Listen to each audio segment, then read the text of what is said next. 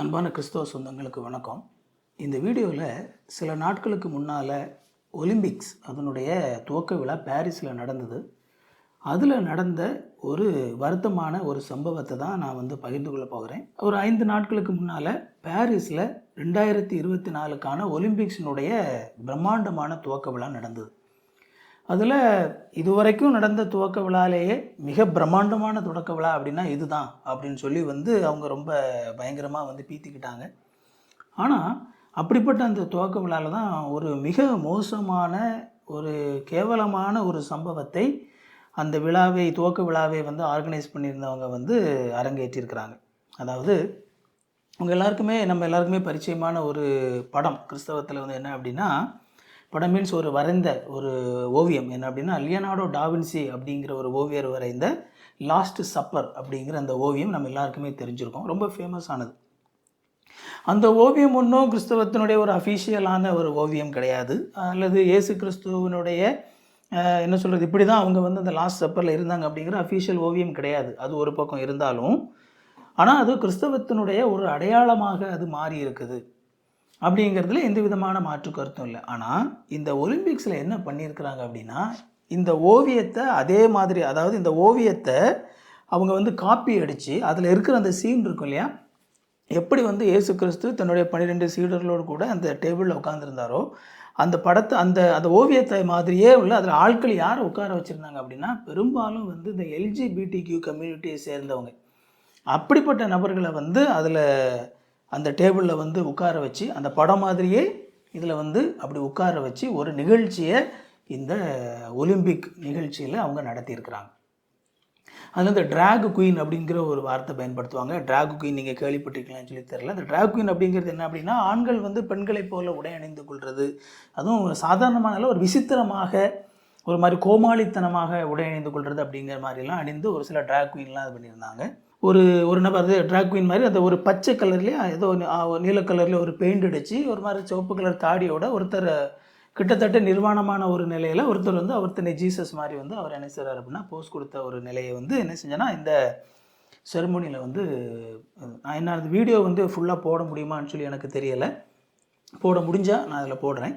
அப்படி இல்லை அப்படின்னா விஷயம் இதுதான், ஃபோட்டோஸ் போடும். ஏன்னா இப்போ வீடியோ அஃபீஷியலாக இதை போட்டு முடித்த உடனே, இதை பார்த்த உடனே பார்த்தீங்க அப்படின்னா உலகம் முழுக்க மிகப்பெரிய அதிர்வலைகளை இது ஏற்படுத்துச்சு.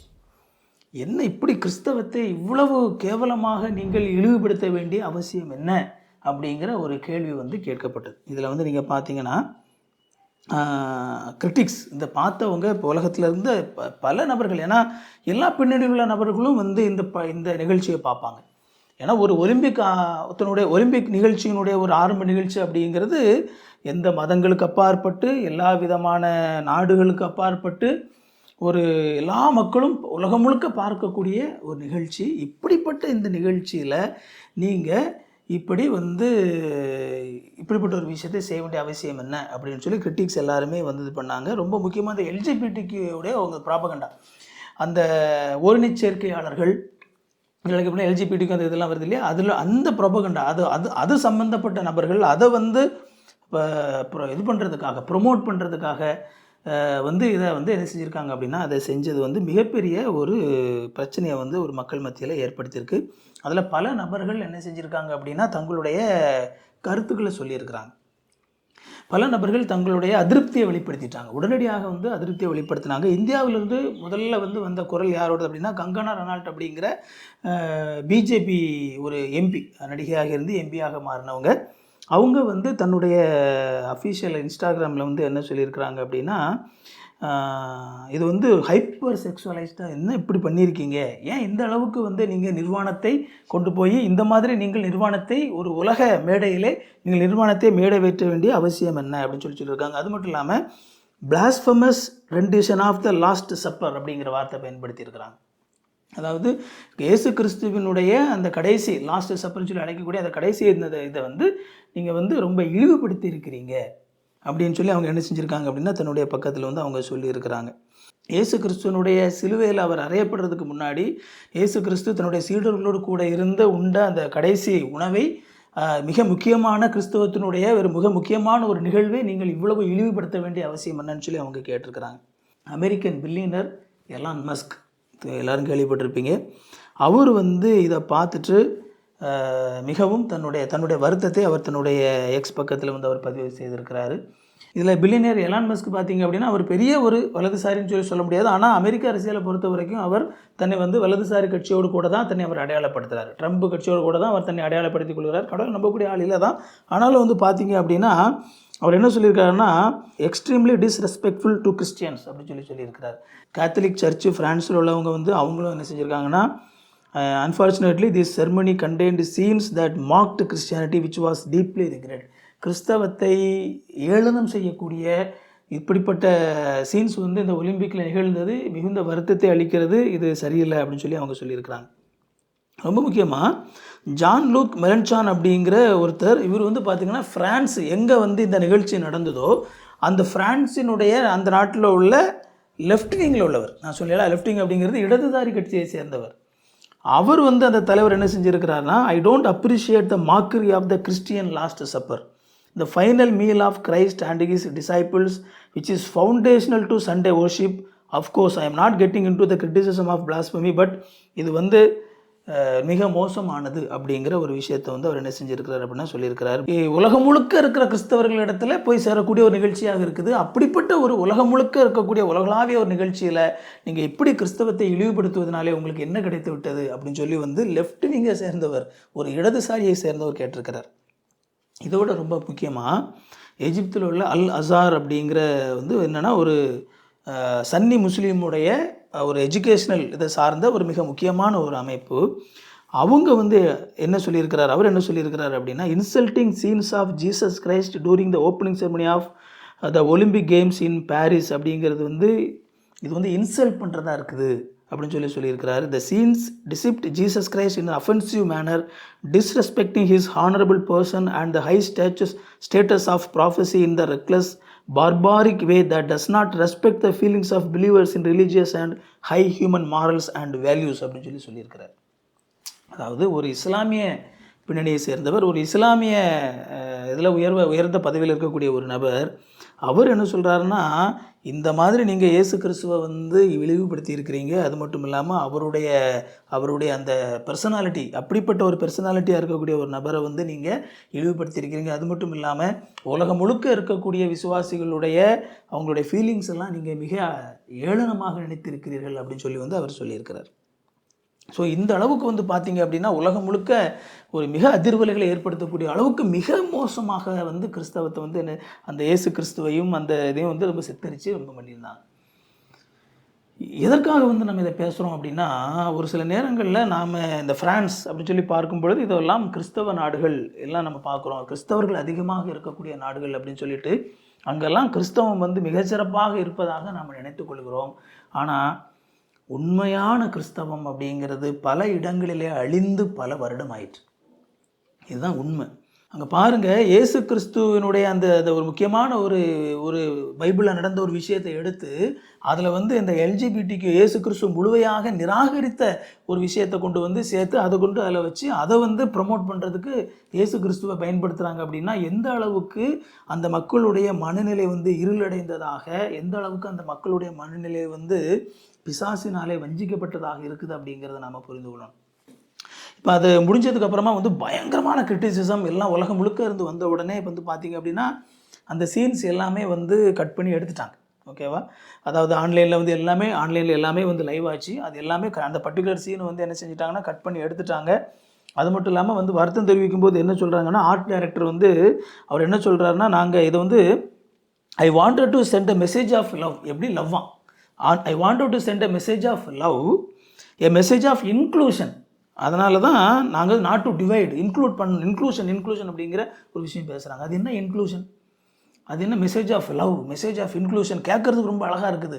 ஆனால் அந்த மெசேஜ் ஆஃப் லவ்னு சொல்லி அவங்க சொல்லும்போது என்ன சொல்கிறாங்க அப்படின்னா, இயேசு கிறிஸ்து பாவம் என்று சொல்லக்கூடிய அப்படிப்பட்ட விஷயத்தை சர்வசாதாரணமாக செய்யக்கூடிய இல்லையா ஓரினச் சேர்க்கையாளர்களாக இருக்கக்கூடிய நபர்கள் தான் எல்ஜிபிடிக்கு அப்படிங்கிறது. ஓரினச் சேர்க்கையாளர்கள் அல்லது விபச்சாரத்தை வந்து மிக சாதாரணமாக செய்யக்கூடிய நபர்கள் எல்லாம் செஞ்சுவிட்டு அவங்களெல்லாம் நம்ம என்ன செஞ்சுக்கணும், விசுவாசிகளாக ஏற்றுக்கொள்ள வேண்டும். ஆணுக்கும் திருச்சபை திருமணம் பண்ணி வைக்கணும், பெண்ணுக்கும் திருச்சபை திருமணம் பண்ணி வைக்கணும். நாளைக்கு ஒருத்தன் ஒரு நாயை கூட்டிகிட்டு வந்து நானும் இந்த நாயும் கல்யாணம் பண்ணிக்கிறேன்னு சொல்லி சொன்னால் அதுக்கும் பாஸ்டருக்கு முன்னால் நின்று என்ன செய்யணும், கல்யாணத்தை நடத்தி வைக்கணும். ஏன்னா அது லவ்.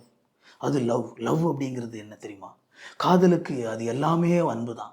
ஆணும் கல்யாணம் பண்ணால் அன்பு தான், பெண்ணும் கல்யாணம் பண்ணால் அன்பு தான், ஒரு நாயை போய் கல்யாணம் பண்ணால் அன்பு தான், ஒரு பன்னியை போய் கல்யாணம் பண்ணாலும் அன்பு தான்.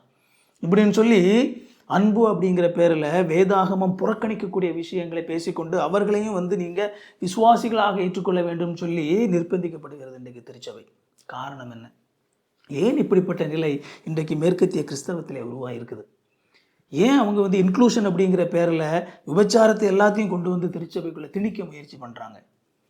யோசித்து பார்க்கணும். அப்போது சரியான நற்செய்தி அறிவிக்கப்படாதனாலையும், எது நற்செய்தி அப்படிங்கிறது மக்களுக்கு தெரியாதனாலையும், எந்த இடத்துல நம்ம பவுண்ட்ரியை வைக்கணும், இவ்வளோதான்ப்பா, இதுக்கு மேலே கிறிஸ்தவத்தில் நான் இதுதான் ஏற்றுக்கொள்ளப்பட முடியும், கிறிஸ்தவத்தில் இதுவெல்லாம் ஏற்றுக்கொள்ளப்படவே முடியாது, நீ பின்பற்றணுமா நீ பின்பற்றிட்டு போ, அது உன் தலையெழுத்து, உன்னுடைய விருப்பம், அதை பற்றி நம்ம ஒன்றும் பண்ண முடியாது, நீ எங்கேயோ உன்னுடைய விருப்பத்தின்படி நீ ஒளிஞ்சு போ. ஆனால் நான் இப்படி தான் இருப்பேன், நான் ஒரு சேர்க்கையாளனாக தான் இருப்பேன், ஆனால் நானும் சர்ச்சுக்குள்ளே உட்காருவேன், எனக்கு நீ கல்யாணம் பண்ணி வைக்கணும் அப்படிங்கிற இடத்துக்கு வரக்கூடிய அளவுக்கு அன்றைக்கு மேற்கத்திய கிறிஸ்தவம் போயிருக்குது. அப்படின்னா நற்செய்தி தவறாக பிரசங்கிக்கப்பட்ட நேரங்களிலே அது தவறு என்று சுட்டி காட்டப்படாததினாலே, அது சகிக்கப்பட்டதினாலே, தவறுகள் கிறிஸ்தவத்துக்குள்ளே நடக்கும் பொழுது மிக மெல்லிதாக அந்த தவறுகள் ஆரம்பிக்கக்கூடிய இடத்திலேயே அந்த தவறுகள் சுட்டி காட்டப்பட்டு களையப்படாமல் அது சகித்து கொள்ளப்பட்டதுனால, அது ஏற்றுக்கொள்ளப்பட்டு கொண்டே இருந்தனால இன்னைக்கு இந்த நிலைமைக்கு நிற்கிறத நம்ம பார்க்குறோம். எந்த அளவுக்கு அது வேதனை கொடுக்கக்கூடிய ஒரு விஷயமா இருக்குது அப்படின்னு சொல்லி பாருங்கள். இயேசுக்கு வேதாகமத்தில் பழைய ஏற்பாட்டில் நம்ம ஒரு இடத்துல வாசிக்கிறோம், கடவுள் இஸ்ரவேல் மக்கள்கிட்ட சொல்கிறாரு, உலகத்தில் எந்த நாட்டிலையாவது தனக்குன்னு ஒரு தெய்வத்தை வச்சிருக்கிற ஒருத்தன் அந்த தெய்வத்தை புறக்கணிச்சிட்டு அந்த தெய்வத்தை வேண்டான்னு சொல்லிட்டு இன்னொரு தெய்வத்தை போய் வணங்குவானா அப்படின்னு சொல்லி கேட்குறாரு. ஆனால் ஏன் இஸ்ரவேல் ஜனம் மட்டும்தான் அவங்களுக்குன்னு ஒரு தெய்வம் இருந்தாலும் கூட அந்த தெய்வத்தை இழிவாகவும் கேவலமாகவும் நினைத்து கொண்டு அந்த தெய்வத்தை அவர்கள் புறக்கணித்து கொண்டு வேறு தெய்வத்துக்கு பின்னால் போய் நிற்கிறாங்க அப்படின்னு சொல்கிறார். அதாவது வேறு எந்த நாட்டுக்காரனும் அப்படி செய்ய மாட்டேங்கிறானா. இன்னொருத்தில் சொல்லணும் அப்படின்னா, தெய்வம் அல்லாதவற்றை வணங்கக்கூடிய நபர்கள் கூட அவங்களுடைய அந்த பக்தியில் நல்லா இருக்காங்களாம். ஆனால் உண்மையான தெய்வத்தை வணங்கக்கூடிய இந்த இஸ்ரேல் மக்கள் அவரை புறக்கணித்து விட்டு, அவரை இழிவுபடுத்தி விட்டு வேறு தெய்வங்கள் பின்னால் சோரம் போகிறார்கள் அப்படின்னு சொல்கிறாங்க. இன்னைக்கு யோசித்து பாருங்கள், கிறிஸ்தவனை தவிர வேறு யாராவது இதை செய்வாங்களா? யோசித்து பாருங்கள், கிறிஸ்தவனை தவிர வேறு யாராவது இதை செய்வாங்களா? இப்போ ஒரு இஸ்லாமிய நாட்டில் இந்த மாதிரி ஒரு விஷயத்தை நம்ம பார்த்துட முடியுமா? இன்றைக்கி நம்ம ஒரு இஸ்லாமிய நாட்டில் இந்த மாதிரி ஓரின சேர்க்கையாளர்கள் எல்லாம் சேர்ந்து இஸ்லாத்தில் உள்ள ஒரு முக்கியமான ஒரு விஷயத்தை எடுத்து அதை இந்த மாதிரி ஓரின சேர்க்கை சார்ந்த விஷயங்களை அதில் சேர்த்து அவங்க ஒரு விஷயத்தை செஞ்சிட முடியுமா? செய்வாங்களா? அவங்க எந்த நாடாவது இஸ்லாமிய நாடு இதை செய்வாங்களா? ஒருத்தர் கூட செய்ய மாட்டாங்க. அல்லது இந்து நாடு நம்ம இந்தியாவை எடுத்துக்கொள்வோம், இந்தியாவில் இருக்கக்கூடிய நம்முடைய இந்து நண்பர்களை நாம் எடுத்துக்கொள்வோம். தங்களுடைய இந்து மதத்தை இழிவுபடுத்தக்கூடிய ஒரு விஷயத்தை அவர்களே தங்களுடைய மதத்தை இழிவுபடுத்துகிற விதமான ஒரு காரியத்தை அவங்க செய்வாங்களா? செய்ய மாட்டாங்க. ஆனால் அந்த கிறிஸ்தவ நாட்டில் இருக்கிற மடச்சாம்பிராணிகள் முட்டா பேரோட பாருங்கள், தாங்கள் வணங்கும் தெய்வம் எங்களுடைய கடவுள், நாங்கள் தெய்வம் இயேசு, நாங்கள்லாம் கிறிஸ்தவங்கன்னு சொல்லக்கூடிய அந்த முட்டா பேரோ மடச்சாம்பிராணி பேரோ தான் தங்களுடைய இயேசு கிறிஸ்துவை அவனே அசிங்கப்படுத்துகிறான். எவ்வளவு கேவலமான ஒரு விஷயம் பாருங்கள். தான் வணங்கக்கூடிய ஒரு தெய்வத்தை இவ்வளவு இழிவுபடுத்துறதுக்கு அவனுக்கு எப்படி மனசு வருது? அப்போ ஏன் கிறிஸ்தவம் அப்படிங்கிற அடையாளத்தில் நீங்கள்லாம் இருக்கிறீங்க? சொல்லிட்டு போக வேண்டியதானே, நாங்கள்லாம் கிறிஸ்தவர்கள் அல்ல, நாங்கள் கிறிஸ்துவை பின்பற்றவில்லை, எங்களுக்கு கிறிஸ்தவங்க கிடையாது அப்படின்னு சொல்லிட்டு வேறொரு பேரை வச்சுட்டு நீங்கள் எல்லாம் ஒழிஞ்சு போகலாம். எனக்கு அதை பற்றி நம்மளுக்கு அதை பற்றி பிரச்சனையே கிடையாது அப்படி சொல்லிட்டு, நாங்கள் கிறிஸ்தவங்க இல்லை, எங்களுக்குன்னு சொல்லி நாங்கள் ஒரு அமைப்பு வச்சுருக்கோம், நாங்கள் கிறிஸ்துவை பின்பற்ற விரும்பவில்லை, எங்களுக்கு கிறிஸ்து சொன்ன விஷயங்கள் பிடிக்கலன்னு சொல்லிட்டு போயிடலாம். ஆனால் கிறிஸ்து அப்படிங்கிற அடையாளமும் வேணுமா? நாங்கள் கிறிஸ்தவங்கன்ட்டு தான் இருப்போம், எங்களுக்கு அந்த காலத்திலேருந்து நாங்கள் கிறிஸ்தவங்களாக இருந்தனால எங்களுக்கு கிடைச்ச பெனிஃபிட்டெல்லாம் எங்களுக்கு வேணும், ஆனால் கிறிஸ்துவை மாத்திரம் நாங்கள் புறக்கணிப்போம், கிறிஸ்துவை மட்டும் நாங்கள் அசிங்கப்படுத்துவோம்னு சொல்லி அசிங்கப்படுத்தி கொண்டு இருப்போம். ஆனால் அதை உண்மையான கிறிஸ்தவர்கள் சகித்து கொள்ளணும் அப்படின்னா என்ன மாதிரியான ஒரு மனநிலை இது? எந்த நாட்டுக்காரங்களா அது இப்படி செய்வாங்களா? அதான் மிகுந்த மன வருத்தத்தை கொடுக்கக்கூடிய ஒரு விஷயமாக இருக்குது. என்ன அப்படின்னா, நாம் சரியான விதத்தில் கிறிஸ்தவத்தை அறிவிக்கலை அப்படின்னா இப்படி தான் ஆகும். நாம் சரியான விதத்தில் கிறிஸ்துவை இதுதான் கிறிஸ்தவம், இப்படித்தான் கிறிஸ்தவம் சொல்கிறது அப்படிங்கிறத சொல்லி சரியான கிறிஸ்தவத்தை வளர்க்கலன்னா இப்படி தான் ஆகும். இதுதான் ரொம்ப ரொம்ப முக்கியமானது. நம்ம ஒரு சில காரியங்களில் இது தவறு அப்படின்னு சொல்லும் பொழுது, நீங்கள் ஏன் குறை சொல்கிறீங்க, நீங்கள் ஏன் இப்படி குறை சொல்லாமல் உங்களால் இருக்க முடியாதா அப்படின்னு சொல்லி நாங்கள் ஏதோ தவறு செய்கிற மாதிரியான ஒரு விஷயம் பேசப்படுது. ஆனால் உண்மையில் நாங்கள் குறை சொல்லலை. கிறிஸ்தவம் தவறாக பிரசங்கிக்கப்படும் பொழுது இது தவறாக பிரசங்கிக்கப்படுகிறது, இப்படி இருக்கக்கூடாது, இப்படி தவறான விதத்தில் கிறிஸ்தவம் பரவுமானால் ஒரு நாள் கிறிஸ்தவத்தில் எது உண்மையான கிறிஸ்தவம் அப்படின்னு சொல்லியே மக்களுக்கு தெரியாது. அப்புறம் என்ன ஆகும் அப்படின்னா இந்தியாவில் இந்த கண்டிஷனில் தான் போய் நிற்கும். அப்போ அதனால தான் நம்ம சரியான நற்செய்தியை அறிவிக்க வேண்டும், சரியான வேதாகமத்தின் செய்தியை அறிவிக்க வேண்டும். அப்படி அறிவித்து இதுதான் உண்மையான கிறிஸ்தவம் அப்படிங்கிறது தெரிந்திருந்தால் மட்டுமே அந்த டிஃபரன்ஷியேட் சரியான விதத்தில் பண்ண முடியும். அப்படி இல்லைனா கிறிஸ்தவம் அப்படிங்கிற பேரில் இருந்து கொண்டு எல்லா விதமான பைத்தியக்காரத்தனத்தையும் நம்ம பண்ணக்கூடிய இடத்துக்கு நம்ம போயிடுவோம். அப்படிப்பட்ட ஒரு சூழல் வரக்கூடாது அப்படிங்கிறதுக்காகத்தான் தொடர்ந்து என்னை போன்ற பல நபர்கள் எச்சரிக்கைகளை கொடுத்து கொண்டே இருக்கிறோம். தப்பு நடக்கக்கூடாது அப்படின்னு சொல்லி. அதனால் புரிந்து கொள்வோம். அது மட்டும் இல்லாமல் காலம் எந்த அளவுக்கு கடைசியாக இருக்குது அப்படிங்கிறத நம்ம பார்க்குறோம். இப்படிப்பட்ட விஷயங்கள்லாம் நடக்கிறது. அதுவும் இதுதான் உலகத்தில் இந்த மாதிரி ஒரு உலகளாவிய ஒரு நிகழ்ச்சி. ஒலிம்பிக் அப்படிங்கிறது ஒரு மிக முக்கியமான ஒரு நிகழ்ச்சி. அதனுடைய ஆரம்பங்கள் வேறு மாதிரி இருக்கலாம், பட் ஆனால் அந்த இதெல்லாம் மறைந்து ஒரு மிக முக்கியமான ஒரு நிகழ்ச்சியாக, உலகத்தினுடைய மிகச்சிறந்த திறமைகள் மோதக்கூடிய ஒரு இடமாக, ஒரு உலகத்தில் உள்ள எல்லா நாடுகள்லாம் ஒன்றாக சேர்ந்து ஒரு நட்புறவு பாராட்டுகிற இந்த விளையாட்டு அப்படிங்கிற இந்த இதில் ஒருவருக்கு ஒரு நல்ல உறவுகளை வளர்த்துக்கொள்ளக்கூடிய அற்புதமான ஒரு ஸ்போர்ட்ஸ்மேன்ஷிப் அப்படின்னு சொல்லக்கூடிய அதை வளர்க்கக்கூடிய, உலகமெல்லாம் அதை ஏற்றுக்கொண்ட ஒரு இப்படிப்பட்ட ஒரு நிகழ்வில் இயேசு கிறிஸ்துவை அசிங்கப்படுத்தக்கூடிய, உலகம் முழுக்க இருக்கக்கூடிய கிறிஸ்தவர்களை அசிங்கப்படுத்தக்கூடிய, இயேசுவின் மேல் நன்மதிப்பு வைத்திருக்கிற, அவர்கள் கிறிஸ்தவராக இல்லாமல் இருக்கட்டும், ஆனால் இயேசு கிறிஸ்துவின் மேல் நன்மதிப்பு வைத்திருக்கிற அத்தனை நபர்களுடைய மனதையும் புண்படுத்தக்கூடிய ஒரு நிகழ்ச்சியை நடத்துவதற்கு இவர்களுக்கு மனது வருது அப்படின்னா எந்த அளவுக்கு சீரழிந்த நிலையில் இன்றைக்கு கிறிஸ்தவம் இருக்குது அப்படிங்கிறத நாம் புரிந்து கொள்ளணும். அதனால் தயவுசெய்து இந்த எச்சரிக்கைகள் நமக்கு அவசியம். கிறிஸ்தவத்தை சரியாக நம்ம புரிந்து கொள்ள வேண்டியது அவசியம். கிறிஸ்தவத்தை சரியாக நம்ம நாட்டிலே நம்ம பரப்ப வேண்டியது அவசியம். தப்பாக நம்ம செஞ்சோம் அப்படின்னா நம்ம நிலைமை இதுதான். அதனால் அதுக்கான ஒரு எச்சரிக்கையாக இதை நான் பதிவு செய்கிறேன். மீண்டும் இன்னொரு வீடியோவில் சந்திப்போம். தேங்க்யூ. God bless you.